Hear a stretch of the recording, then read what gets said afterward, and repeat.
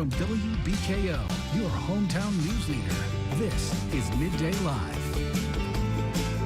Hello, everybody. Today is Tuesday, March 15th. I'm Laura Rogers. And I'm Chris Allen. Thank you for joining us for Midday Live. And so yesterday was Pi Day because 314. 3.14. Yes. 3.14 is pi, P-I. Circumference of a circle, diameter circle. Man, it's taking me back to my high school days. Yeah. I probably didn't grasp it then either. But I do love Pi, P-I-E. So if you missed Pi Day yesterday, dry your tears because there's still Friday later this week. The Pie Queen of Bowling Green, Brie Gallagher, is here today. She's got pies that have us ecstatic for Easter, plus Friday night fish fries at Boy's General Store. Those look amazing.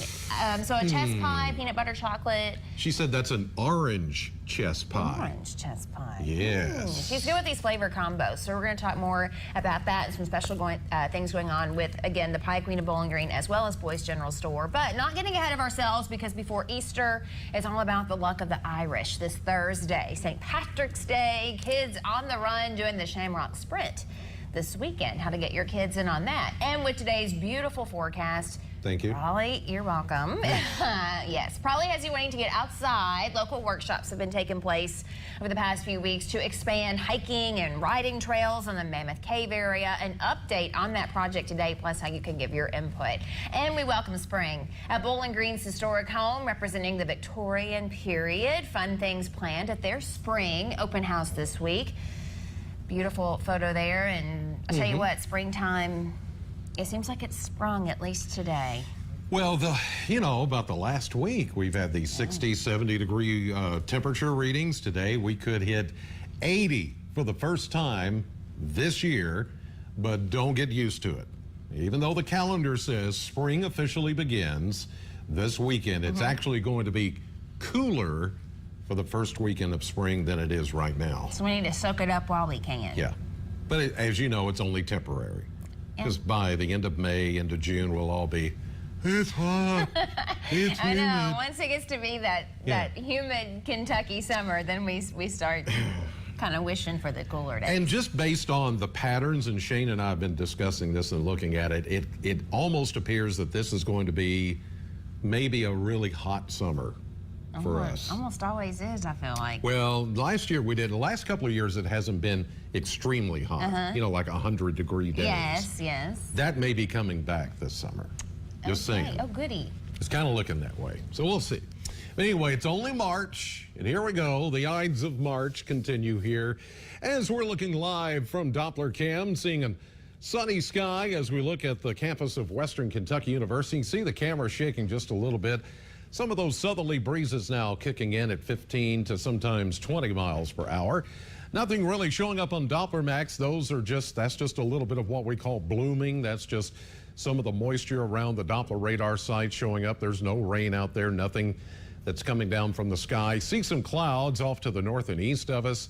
That's about the extent of it as we're kind of in between systems right now. 72, the current temperature reading at the Bowling Green Airport. Nashville at 74, 72 in Paducah, 69 in Louisville. At this hour, we're 7 degrees warmer than we were at midday yesterday, and the warm-up is only going to be more pronounced by the time we get into the afternoon. In fact, near record warmth expected today, but trending cooler as we get into the latter half of the week.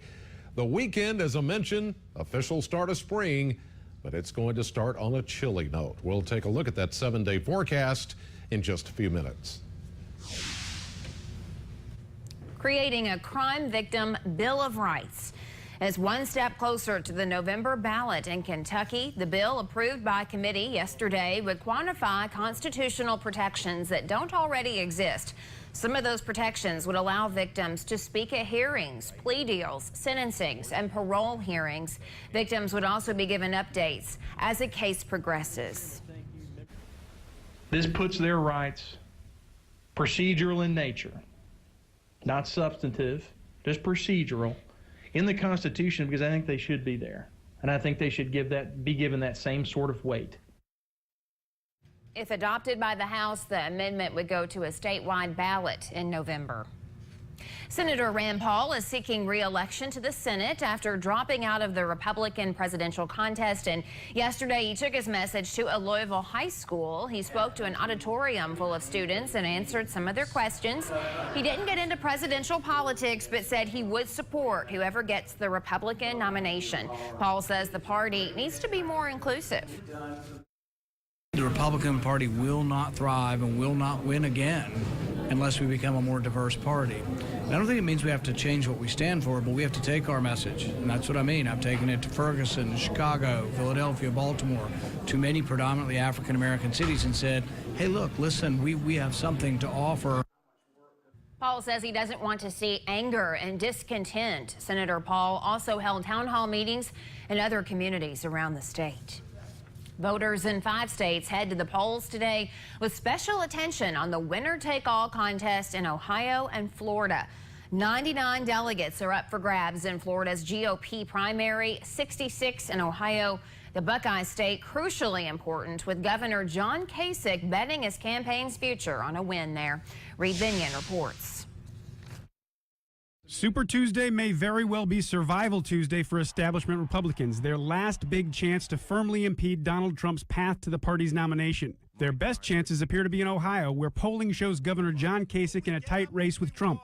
The wind's going to be blowing. It'll be at my back for the first time in this election. Ohio's importance not lost on the Donald, who spent more time in the Buckeye State than anywhere else this weekend. Your governor, as you know, voted when he was a congressman, voted for NAFTA. Ohio has never, ever come back from that. Meanwhile, 2012 GOP nominee Mitt Romney stumped for Kasich Monday. Unlike the other people running, he has a real track record. A Kasich, Ohio win was one half of Romney's pitch to stop Trump from winning the nomination. The other half, a win in Florida for Marco Rubio, currently lagging in the polls in his home state. Ted Cruz firmly rejecting Romney's anti-Trump strategy, saying he's the only contender who can stop the frontrunner. There is only one campaign that has beaten Donald Trump repeatedly and that can and will beat Donald Trump.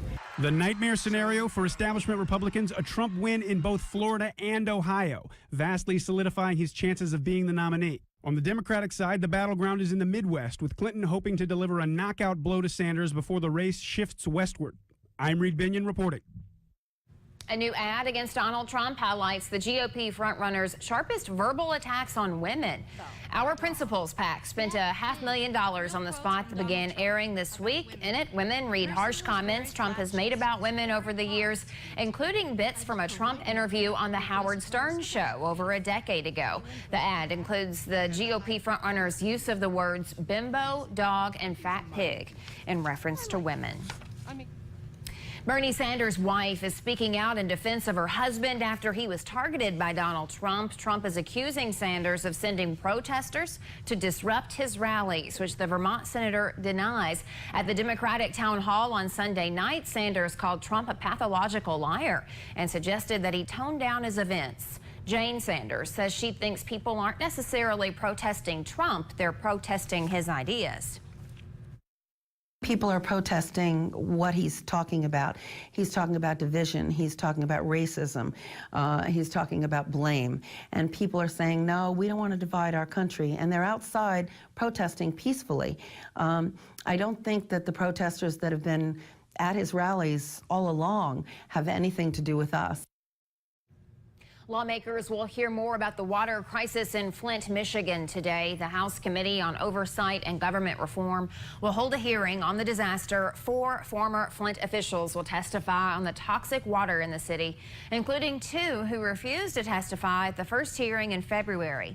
Former Flint emergency manager and the former EPA regional administrator are both expected to give their recounts. They resigned after an EPA expert raised questions about lead in Flint water and was silenced. Michigan Governor Rick Snyder is expected to testify on the issues Thursday in D.C.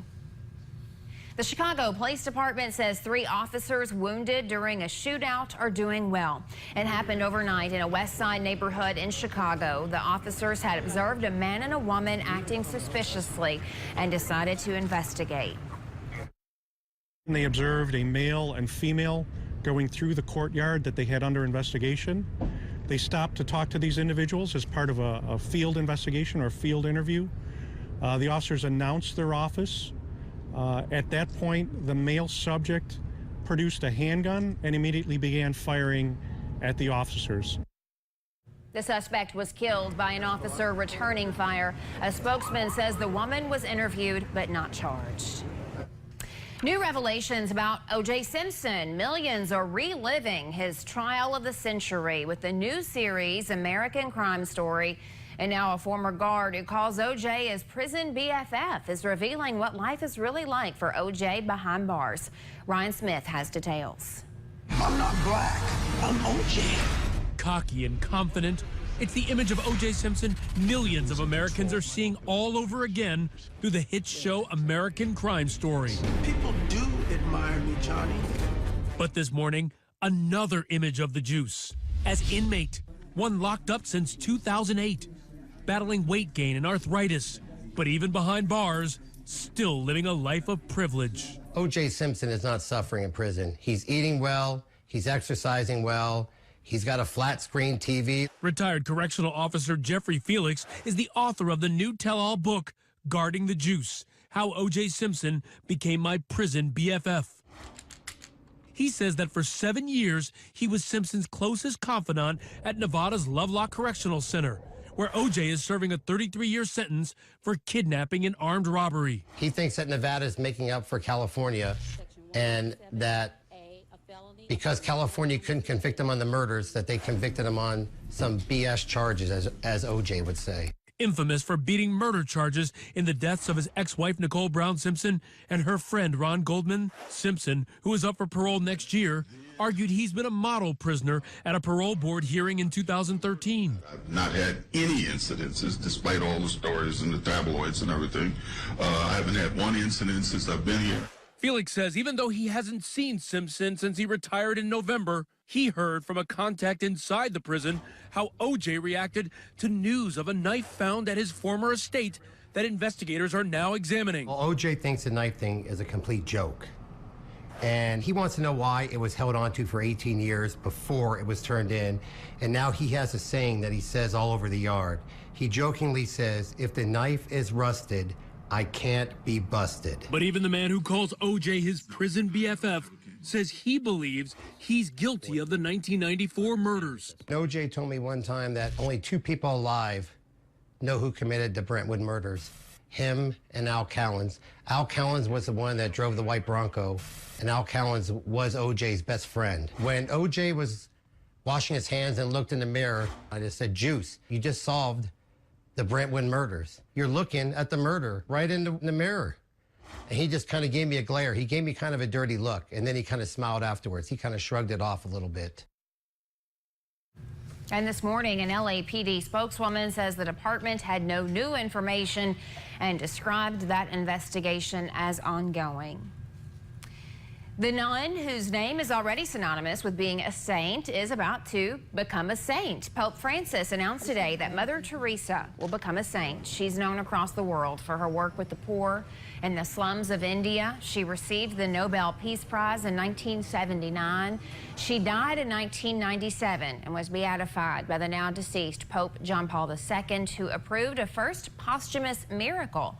Back in December, Pope Francis recognized a second miracle attributed to Mother Teresa, paving the way to her sainthood. She'll be canonized on September 4th. Stress is something we can all use a little less of, and in today's Health Minute, Jennifer Whalen gives you a few relaxation tips to relieve some of that stress. Juggling a busy work and life schedule can oftentimes take its toll, but there are a few ways to help maintain a healthy balance. Meditate.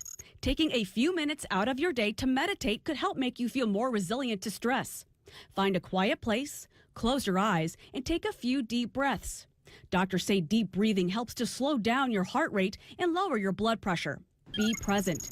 Something as simple as taking a walk or getting some fresh air can make you feel less tense. The idea is to slow down and to spend some time in the moment. Listen to music. Research shows listening to something soothing can help with anxiety. Adding some nature sounds to your playlist is a good place to start. Get moving. Whether you're out running or doing yoga, any form of exercise is a good way to deal with stress, especially if you do it a few times a week. For today's Health Minute, I'm Jennifer Whalen. And one way to de-stress, get outside because temperatures in the low 80s today. Chris has your forecast coming up next. And as we go to break today on our poll, we ask if you think UK will win the national championship. You can let us know at WBKO.com. Then watch us at 10 for the results. You're watching Midday Live with Chris Allen and Laura Rogers. First Alert Weather is brought to you by the Medical Center. Oh, this could be a day that feels more like summer than any other day we've had thus far this year. And it could be the first day that we actually either hit or go above 80 degrees for the first time, but it's not going to last.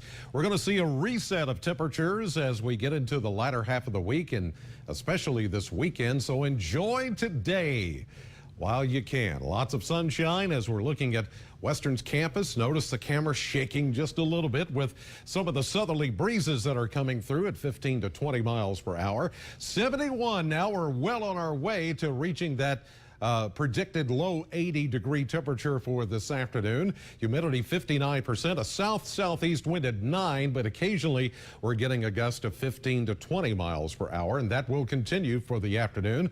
Again, this is just a little bit of what we call anomalous propagation around some of the Doppler radar sites, picking up on buildings, birds, and bees and things like that, insects getting going this time of the year. No rain anywhere close to us, as you can see on the composite radar, and the visible satellite picking up on some leftover clouds from some of the shower activity that we had yesterday, moving now away from us. This is the next system that we're going to watch, and it's a weak system at that. In fact, there are going to be a series of systems coming in.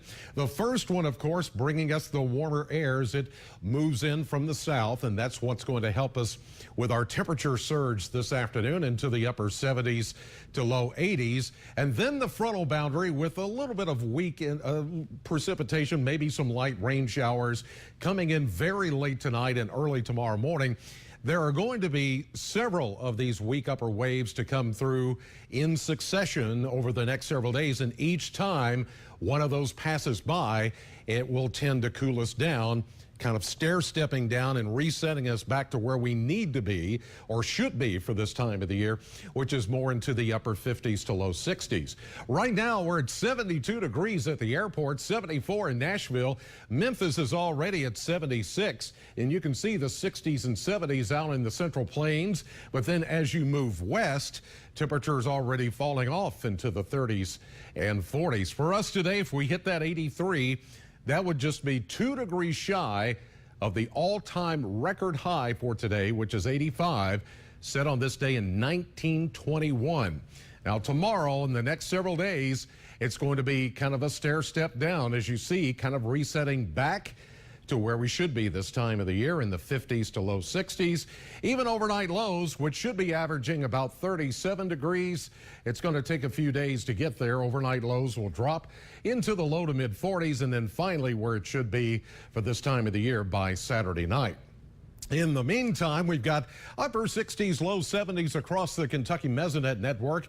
One of the coolest spots, that's not cool though, E-Town at 69 for this time of the year. All these numbers running well above the average. Most everybody in the low 70s, now approaching the mid 70s out into western Kentucky. The Madisonville Hopkins County site already at 75. Glasgow with trees abutting around the Barron County Courthouse, 72 degrees there. Litchfield, look at the deep blue sky. Up in Grayson County, you're at 70 degrees. Trooper Island, you had some thick fog there this morning at Dale Hollow Lake, but you're sunny now with a temperature at 71. Tompkinsville in Monroe County, lots of sunshine there with a temperature at 73. Munfordville looking just as nice. Lots of sunshine with a temperature of 70. Lake Cumberland, our hometown forecast today, presented by the Kentucky Lottery. Upper 70s, maybe 79 for Russell Springs down to Jamestown. Albany at 80, 81 for Burkesville, near 80 today for Columbia and Adair County. Here's Future Max Predictor showing the sunshine for today and those temperatures getting right at 80 degrees or maybe the low 80s. And then that little system I showed you out in the plains will move in very late tonight, early tomorrow, About 1 or 2 o'clock in the morning, we should see some scattered showers, perhaps even a rumble of thunder, but this is not going to be that big of a deal. This system is going to move out pretty quickly. Sunshine returns tomorrow with a few clouds, slightly cooler than today, and then yet almost the same time Thursday morning, a few more showers will move through with a weak system that is going to pass on by, and then we'll have another one coming in for part of the weekend, and each time one of those systems pass, that's when our temperatures get taken down a notch or two, and by the time the weekend is here, it's going to feel much cooler, certainly much cooler than this. 83, near record warmth this afternoon, mostly sunny and breezy, then a few clouds tonight, partly cloudy, a chance of a shower or thunderstorm after midnight tonight with a low of 53, and then tomorrow that chance of a morning shower near 70. St. Patty's Day, a little bit cooler, 66. And then we go to 62 on Friday. First day of spring, actually spring starts at 11:30 p.m. Saturday night. We'll see a high of 54 with a chance of scattered showers. The first full day of spring is actually going to be the coolest with a high of 52, then back to about the mid to upper 50s by Monday of next week. Laura? Thank you, Chris. Beautiful day to get outside and think about some of these nice trails that we have across Cave Country, how those trails could be expanding when we come back. Locals and tourists could have even more ways to explore South Central Kentucky's scenic beauty, including at Mammoth Cave National Park. Cave Country Trails has held 3 workshops over the past few weeks. Trail specialists and people from the community working to make the most of the great outdoors by creating several hundred miles of new trails. 3 of 4 workshops have been held in surrounding counties. The next and last one is later this month in Warren County. Talia Butler is PR manager for the Bowling Green Area CVP. You say the attendance and the input at these workshops has surpassed your expectations. Absolutely. So far we've had between 30 and 40 people at all of the workshops, and that was in Brownsville, Glasgow, and the Hart County Fairgrounds so far, and that's exceeding any expectations that we had. We're more than thrilled about it. That's great. Are you getting some great ideas? Yes, yes. These people, they're full of ideas because they're the ones who use the trails. They're the ones who want to get out there and see these new access points and see these all kinds of new opportunities arising. And it's a really cool process, too, for how it all works. We divide the groups based on what their interests are and give them all these maps to go over with stickers of what they would like to see with changes. It might be new water access here, new boat ramp here, new bench or restroom here. And it's like all these people's ideas are going to come together in one place. And the Brad office is putting together the composite for us. Isn't that great? And you shared some photos with us. A lot of horseback riding that takes place on these trails because we love our horses in Kentucky, but also walking, biking, the waterways, so many different ways we appreciate what we have here in South Central Kentucky. Yes, this started out as just kind of a tourism effort, and it grew into an educational effort, whole lifestyle choices, and just an entire way of life in South Central Kentucky that's celebrated, and we want to connect all those communities in those 4 counties. In the Cave Country Trails group, you are working with the National Park Service, of course. Yes, Russell Clark, he's an excellent guy. He's an architect and community planner from the National Park Service, and he leads all of these workshops for us and is kind of helping us give this whole movement a boost over the next several months. Now you've got another workshop I mentioned coming up in Warren County the end of this month. Yes, it's March 31st at the Bob Kirby Library. It'll be 4:30 to 8 o'clock p.m. and you don't have to stay the whole time. We'll have some refreshments there to keep you busy and kind of keep your energy levels up, but you can come and go as you please. Just come ready to put stickers on where you'd like to see changes on the map.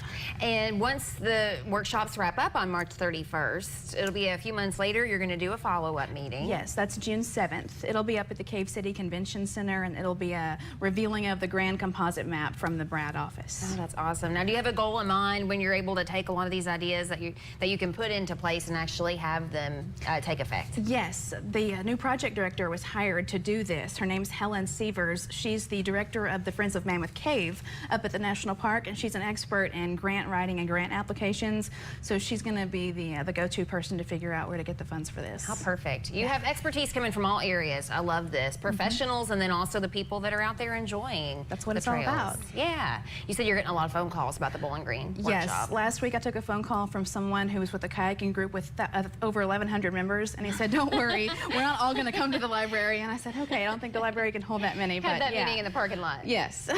Yeah. And you can find all of this on our Facebook page. It's Cave Country Trails on Facebook. All right. Well, thank you so much, Talia. We love what's going on. We can't wait to follow up with you and see how this all comes to be over the next several months. Sounds good. And the weather perfect today to be out on the trail. I bet you're itching to get out there. I know you love being outside. And the next Cave Country Trails Workshop, Thursday, March 31st from 4:30 to 8 that night at the Bob Kirby Library. You can learn more at facebook.com/Cave Country Trails. So yesterday, March 14th, was Pi Day. As in the mathematical constant pi, 3.14. Yesterday was 3/14 on your calendar. You get it? The Pie Queen, Regal Hari, celebrated by selling her pies for $3.14, and you sold out. You say a Pi Day officially your favorite day of the year. Yes, it was awesome. It was our first one being downtown at the Pie Queen, and it was overwhelmingly awesome. I underestimated how many pies to make, but we've been up all morning making more pies for today. Hopefully everybody that didn't get to get pies from 2 o'clock on yesterday when we sold out, they are coming back today to get some of the goodies. You can get your pie fix today on March 15th. So you brought some pies today, and I know as we get close to Easter, people like to have a good pie. Yeah, definitely. These are some of our March pies that we're featuring. A classic chess, which makes me think of Easter for some reason, but we kind of put a spin on it. We've added zest orange juice to it, or the OJ, just to kind of give it a fruity flavor, really nice taste to it. And then we've got our peanut butter fudge, which is really rich and decadent. It has Gone Nuts peanut butter swirled on top of it. And I love these pies because every one of them looks different, and I get to swirl and be artistic, and it's a lot of fun that way. Something fun we're doing for Easter is we're doing you know how when it's Easter and there's a ton of desserts and you're like, I'll just take a little sliver of each. Yes. Well, that's what I always do. And so we're gonna do just a sliver pies. And so it'll be a sampler pie that you can order to pick up on Good Friday. And so it'll be 6 slices of different pie in the big pie shell. So you'll get a sampling or a sliver of each kind of pie. How fun is that? And all of them will be different. It'll just kind of be what we get made, but I'm guessing it'll be these two, and pecan and coconut cream and nest pie, all the classics. And then you don't have to worry about, well, this person doesn't like coconut or this person doesn't like chess, and you can have a little bit of everything and just get one pie. That's perfect. It's like the Neapolitan of pies, Yeah. right? Do you have a top seller? Like, what's your most popular pie? Our most popular is definitely coconut cream. It's definitely the most labor of love as well. It takes a lot of time to make them, but everybody loves them. And we always have them on Fish Friday. Fish Friday every Friday night. We try to incorporate Pie Queen pies into our dessert menu, but also keep the classics as well. So no-bake cookies. These are our brown sugar Sammys. So they're brown sugar cookies with chocolate chip buttercream in the inside. There's a salute to my brother who loves chocolate chip cookies, but without the chocolate chips in the cookies. Yeah. So that's how we started making those. And so those are also fun for Easter because the kids are going to be there. It's something easy for them to grab, pick up a dozen Sammys. More like that. sugar rush to go with everything that's perfectly. in your basket. Got to get them more energy for the egg hunt. Oh, absolutely. That's the priorities. Yes. Now, is there a deadline to make your order if you want to make an Easter pie request? If you want to for sure reserve one, we would say by next Thursday, so you can pick it up on Friday. You can also pick up at the store on Saturday. That weekend as well will be open, but we'll have them available all day, you know, until we sell out. Just come. Okay. First come, first serve once that happens. Easter's a week from this Sunday. Don't let it sneak up on you because it's a little earlier. It's early this year.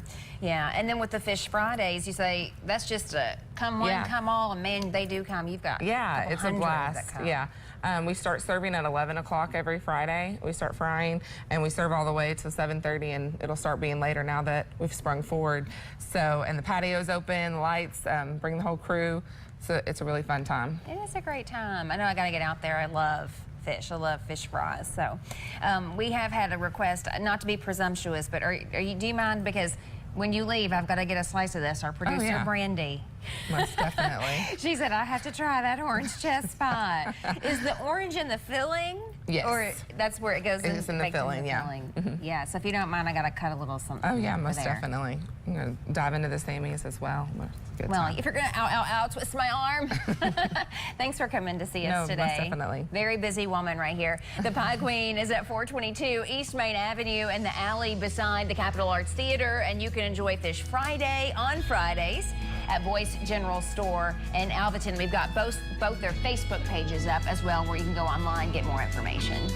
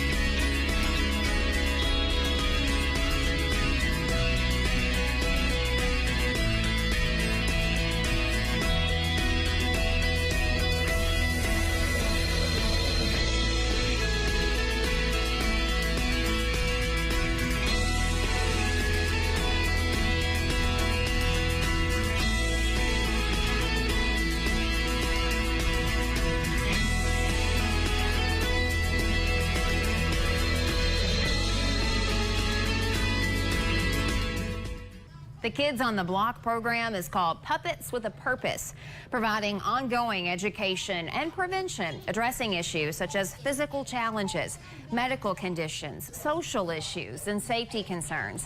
Heather Hawkins is board chair for Kids on the Block, and something that you all talk about with kids, the importance of exercise and fitness, and you walk the walk, we'll say, as well, by hosting these runs for them to come and take part in. That's right. The one that we're doing this weekend is called the Citizens First Shamrock Sprint. It's the second annual Shamrock Sprint, and we've kind of focused it off of the Pound the Pavement race that we do here in August. This one is more for fun. It's all the kids get finishers medals. This will be the first year that we give out trophies for the first 5 in each category, but this is more of a fun race than the one that we have here. Yeah, and the name Shamrock Sprint, of course, St. Patrick's Day is this week, so going along with that theme, I'm sure you encourage the kids to wear green. They can wear green. They can put on their t-shirts that we give them. Everybody gets a free t-shirt, and it's got a big shamrock on the front, so they can put those on and run the race. All of the signs have the shamrocks on them. So cute. Now, how far are they running? There's a half K and there's a 2K. So the 2K is 1.25 miles, and I think the half K is 2/3 of a mile. So not too challenging because they are kids. No, we have kids as young as 3 that run in the half K. My son actually started when he was 3, and then we have kids all the way up until 6th grade, so they can pick which one they are comfortable running in. Granted, knowing the energy level of these kids, a lot of them could probably run circles around me. I can tell you that. So you all have done this, this is your second year? Second one, yes. We're seeing some pictures from last year, super cute kids. It's going to be in Simpson County. Do you have to live in Simpson County to participate? You don't have to live in Simpson County to participate. We have kids that have signed up from other areas. The main focus is for Simpson County because it's providing free programming for Simpson County. The Kids on the Block will go to the schools there, and then they can go to the Boys and Girls Club there. So, but any kid can sign up for it. When you talk about programming, what are some of the issues that Kids on the Block addresses? Well, that we do an obesity where the lady from Hot Yoga comes, Denise, and she does hot yoga with the kids afterwards. So we do that program at the race, and the kids get to participate in that. There's a child abuse. There's a differences, we call it the campers one, that just talks about differences, problem solving. We have a little over 20, I believe, on our program schedule. A lot of things that you're addressing, and kids respond to these puppets. If it were adults up there talking, are they going to soak it in as well? But they appreciate the puppetry. Right, and it's really, if you've ever seen a program, then it's really interesting to see how the kids interact with the puppets. Yeah. They talk to them just like their kids. Yeah, they do. I mean, the puppets are very much humanized, right? You know, but they really respond to that. I know the program we were showing going into this interview is on bullying. We know that's an issue. Right, that's one of the big programs we do. That's actually one of of our most requested programs. Oh, I bet. It's a big problem. So any way that, you know, teachers can get that message into their classrooms and their schools, I know they appreciate that. Right. So the Shamrock Sprint, the kids can just come out on Saturday. Tell us the details again for that. You can pre-register at KOBkidsruns.com, and we've got about 77 kids pre-registered right now. Our goal is to have 200 this year. Or you can come out from 8 to 9:30. You can register at Kimball Insurance. It's at 208 South College Street, and the race will actually start there, and we run it on the streets around the high school and the Simpson Elementary. Well, I know it's going to be fun for these kids on Saturday. It will be. Thank you, Heather, for coming to see us today. Thank you. You're welcome. The Shamrock Sprint this Saturday morning starts at 10 o'clock right there in downtown Franklin. You can get registered at KOBkidsruns.com.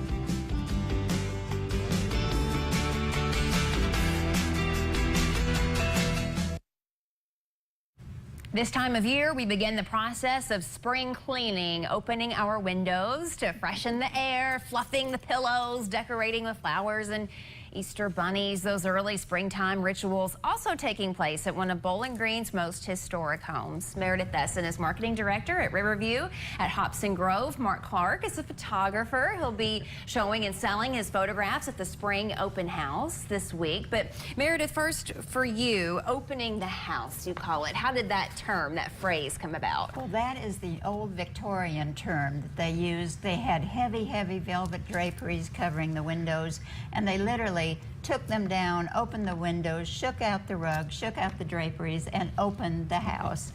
And so what we call a spring open house really was their opening of the house. Heating and cooling systems a little different back in that period, right? Yeah, just a little bit. So they had things very much warmed up for winter, and then they were making things cooled down for summer because there was no air conditioning. Yeah. Right. It's going to be a fun day on Thursday. It will be. It will be. We've got our open house, opening of the house this Thursday from 11 until 4. We have 5 vendors, including Mr. Mark Clark with his photography, Mitchell Rickman Pottery, Mary Jane's Chocolates, Esley with the Garden Patch from Smith's Grove, and the Jeweled Pear. And they have darling little boutique items, clothing, handbags, and jewelry. Beautiful. Mark, we're looking at some of your photographs. What do you like to take pictures of? Well, I've taken pictures of Hobson Grove. I fell in love with it the first time I went up to the location. And I took a series. As a matter of fact, I have a number of cards and photographs of Hobson Grove, but I do a wide variety, and as you can see, I have a butterfly here. I have a large series of old barns, because we know that barns are vanishing at a pretty quick rate in Kentucky, and I'm trying to preserve those. Photography is a love of mine, and also national and international speaking is another thing that I do, and I've authored several books. So, but photography is a love of mine now, and the privilege of being part of the program tomorrow is just wonderful. Yeah, you know, photography, it's about the only way we have to really capture that moment in time. And, that's what you're doing in these photographs. Well, that's correct, and it's interesting because for those that had the privilege of walking through the home, if you stop, there's an interesting air within the home, and it captivates you. Yeah. You know, you think about the people that have passed through this way and up the staircase, and who sat in this chair, and it's very romantic. Yeah. You know, the house, and it has a lot of history for the city. So I have black and whites, I have multicolors, internal and external. Yeah. Do you mind to hold the one with the teal frame? I'm just going to have you kind of put that forward so we can get a shot of that. What is that a picture of, a photograph of right there? Looks like a table with some... This is Atwood Hobson's office. This is the table in his office. I love that beautiful. We're seeing lamps and these artifacts that date back many years. Some of these things I know a century or more. Oh yes, old, absolutely, right? Absolutely. We invite everyone to come up and see the house. Yeah, and you know, Mark mentioned it being a romantic setting. You do host weddings there, don't you? We do. We do have weddings there. We have weddings and receptions, and we're excited anytime we have a wedding. Yeah, very pretty. And you have some other pretty things in the gift shop. The little bunny, I can see Easter bunny. Little bunnies. We have lots and lots of Easter things. We have several pieces of jewelry. It's gorgeous, sparkly. From Market, and then we have our Riverview tote bags. that we have recently gotten. And Laura, we want you to have this from the house. Well, thank you. I love this. You can I carry love a your good tote books bag. back and forth to work. I can. Or your gym clothes. all my materials. Or your gym clothes. All the whatever. books I read. No, I love this. And just a nice picture there. What a beautiful home. Yes, Riverview it at is. Hobson Grove is. It really is a gem. It is. It's our hidden treasure, like we like to say. It is. Thank you so much for coming to see us today. Thank you for Appreciate having us. You're very welcome. The spring open house at Riverview at Hobson Grove this Thursday from 11 to 4, 1100 West Main Street in Bowling Green. Admission is free. Been herding Little John walking through the forest, laughing back and forth at what the other has to say. Reminiscing this and that and having such a good time. Oodle-lolly, golly, what a day.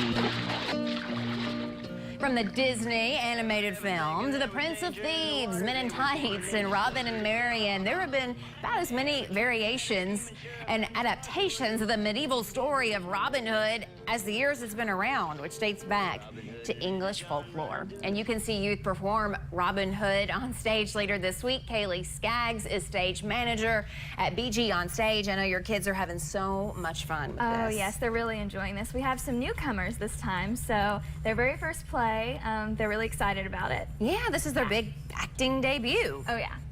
Right? And so are these kids that have gone through a lot of your classes and have had some training with you all? Who are the kids that are in the show? We do have a lot of the kids that have been with us before and are coming back. Our Robin and our Marian are two newcomers, so it's their first show and they're really excited. It's a really funny show, really cute. And, you know, I mentioned some of the different variations of Robin Hood, and we have seen so many. Is there one that you would kind of compare this story to as far as a movie we may have seen? Or If I did have to compare it to one, I would compare it to the Disney one. It's a lighthearted rather than what the human version would be. Right. But there a lot of jokes. There are a lot of jokes, and it is mostly what, preteen, teenagers? What age range are we talking Yes, we go here? from 10 and up. Okay. Yes. And so, you know, they're wanting to have fun and not tackle Yeah. super heavy material, but there is a good message to Robin Hood as well. Yeah. Well, the message that everybody knows, obviously, is still from the rich to give to the poor. But I think the main message is about fairness. Yes, I agree with that. Now, something else, if we have people watching that they're thinking, I have a talent, I'd love to show it off. You have something called First Friday Cabaret Nights. This is something new. Y'all are really excited about this. Yes, we just started them. Last month was actually, we have themes. And so last month's theme was classics from the 1960s up. And this month's theme for April is wild cards. So you can pick whatever you want to do. It's really fun. It's like a coffee house atmosphere. Everyone has loads of fun. It's a great community event. Now, are people singing? Are they performing monologues? Well, we give them the option. They can do monologues. We had last month we had somebody play the saxophone. So it's just whatever your talent is and you want to show it off. Yeah, and it sounds like this month you're open to anything with that wild card thing. Oh yeah, yeah. It's the first Friday of every month. Yes. And you drive down Chestnut, you see BG on Stage. You all have that cute little colorful house. And yeah, and now we have the Black Box Theater, which is right next to it.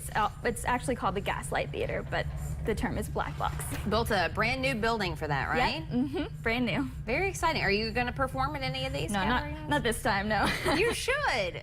I know you're talented now. Maybe. We'll see. We'll see. Okay. But in the meantime, people can see Robin Hood later this week, right? It's Thursday and Friday night at 6 p.m. at Barometer Hall. I know the kids appreciate people's support to come and enjoy. Oh, yeah. All right. Well, thank you so much, Kaylee. It's good to see you today. Thank you. Good to see you, too. Robin Hood this Thursday and Friday night, 6:30 at Van Meter Hall. You can learn more at bgonstage.org, or you can call 904-1382.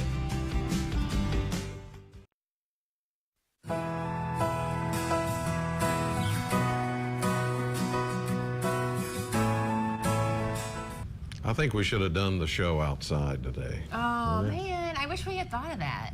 We need to start booking some outside segments. It's getting to be that time. Well, yeah, it is. We do some stuff out there. Yeah, I mean, like when we have cars and... Right. When it's needed. Disc golf. Large animals, you know. Large. A horse, whatever. Yeah, a horse, of course. Outside today, beautiful weather, looking at a maybe near record high of 83.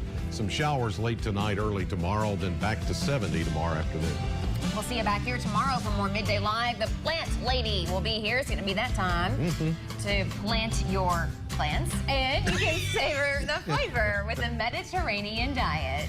Have a great afternoon. Thanks for watching. We'll see you later.